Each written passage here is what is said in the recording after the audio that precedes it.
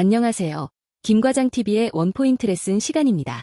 이번 시간에는 반도체 공정의 꽃이라 불리는 리소그래피, 그 중에서도 차세대 기술인 하이 뉴메리컬 어퍼처 EUV 이야기를 해보려 합니다. 이제 우리는 나노를 넘어 옹스트롬 시대로 가고 있는데요. 이 미세한 세상을 그리기 위해 우리가 수십 년간 써온 유기 소재를 버리고 무기 소재로 갈아탈 수밖에 없는지 그 필연적인 이유를 지금부터 파헤쳐 보겠습니다. 반도체 성능을 높이려면 더 미세하게 그려야 하고, 그러려면 렌즈의 수치 구경, 즉 뉴메리컬 어퍼처를 0.5로 키운 하이 NA 장비가 필요합니다. 그런데 렌즈가 커지면 빛이 들어오는 각도가 넓어지면서 초점 심도가 급격히 얕아집니다. 즉, 조금만 초점이 어긋나도 상이 흐려진다는 뜻이죠. 이 때문에 우리는 감광의 막을 아주 얇게 만들어야 하는데, 기존 유기물은 얇게 만들면 시각을 못 버티고 흡수율도 낮다는 치명적인 한계에 부딪히게 됩니다. 수식으로 보면 더 명확합니다. 초점 심도인 DOF는 NA의 제곱에 반비례합니다. 해상력을 높이려고 NA를 0.5로 올렸더니 그 대가로 DOF가 감당하기 힘들 정도로 얕아진 거죠. 만약 마스크나 포토레지스트가 두꺼우면 어떻게 될까요? 상단은 초점이 맞아도 하단은 흐릿해집니다. 결국 옹스트롬 패턴을 선명하게 찍어내려면 소재의 방막화가 선택이 아닌 필수가 됩니다. 문제는 웨이퍼뿐만이 아닙니다. 마스크에서도 터졌죠. EUV는 반사형 광학계라 빛이 약 6도 각도로 비스듬히 들어옵니다. 이때 회로를 그리는 흡수체가 두꺼우면 빛을 가려버리는 그림자 효과가 발생합니다. 결과적으로 패턴 위치가 왜곡되는 현상이 생기죠. 하이 NA로 갈수록 이 각도 범위가 넓어져 그림자 문제는 더 심해집니다. 해결책은 역시 흡수체의 두께를 획기적으로 줄이는 것뿐입니다.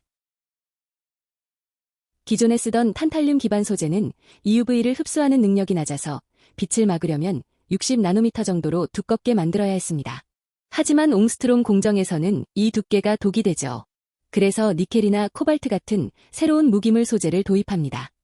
이들은 EUV 흡수율이 매우 높아서 기존의 절반인 30나노미터 이하로도 빛을 완벽히 차단합니다. 얇아진 만큼 그림자 효과도 최소화할 수 있게 된 거죠. 이제 감광액, 즉 레지스트 이야기를 해보죠. 앞서 말씀드린 DOF 문제 때문에 레지스트 두께를 30나노미터 이하로 줄여야 합니다. 탄소 기반의 유기물은 마치 스펀지와 같아서 이렇게 얇게 만들면 플라즈마 시각 공정의 폭우를 견디지 못하고 하부막을 보호하는 데 실패합니다. 반면 금속 산화물 기반의 무기물은 콘크리트와 같습니다. 아주 얇아도 밀도가 높아서 강력한 시각 내성을 보여주죠. 유기물 레지스트의 또 다른 고질병은 산 확산입니다. 빛을 받으면 산이 생성되어 연쇄 반응을 일으키는데 이 산이 옆으로 약 10나노미터 정도 번져나갑니다. 옹스트롬 수준의 미세 패턴에서는 20나노미터가 패턴을 뭉개버리는 심각한 블러 현상이 됩니다.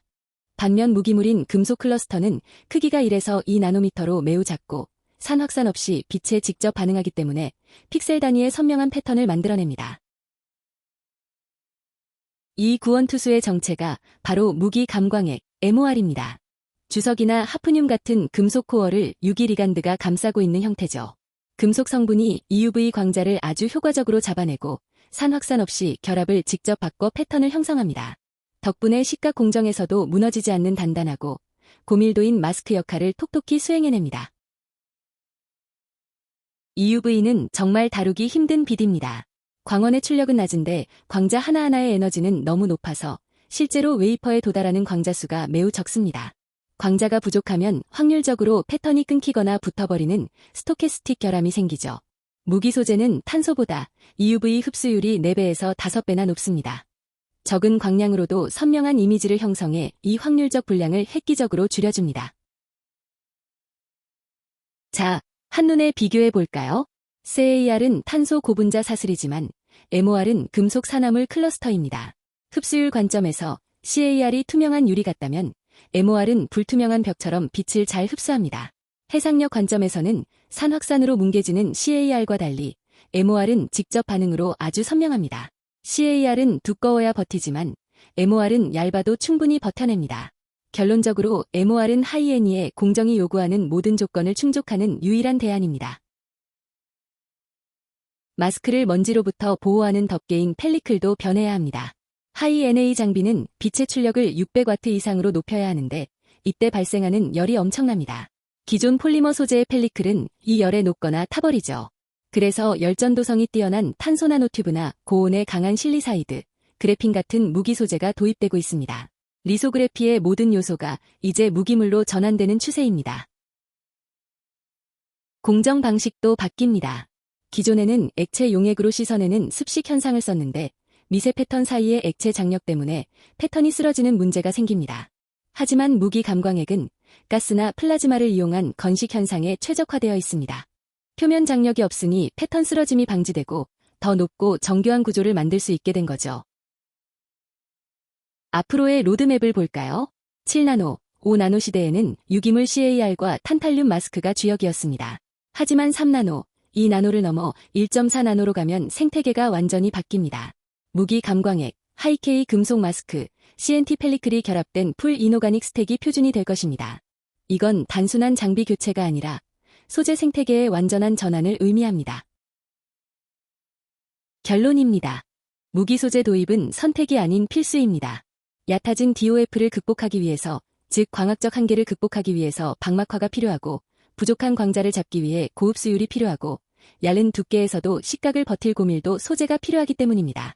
마스크부터 감광액까지 이노가닉만이 옹스트롬 스케일의 미세 공정을 가능하게 하는 열쇠가 될 것입니다. 이번 원포인트 레슨이 유익하셨나요? 구독과 좋아요 부탁드립니다. 시청해주셔서 감사합니다. 지금까지 김과장TV였습니다.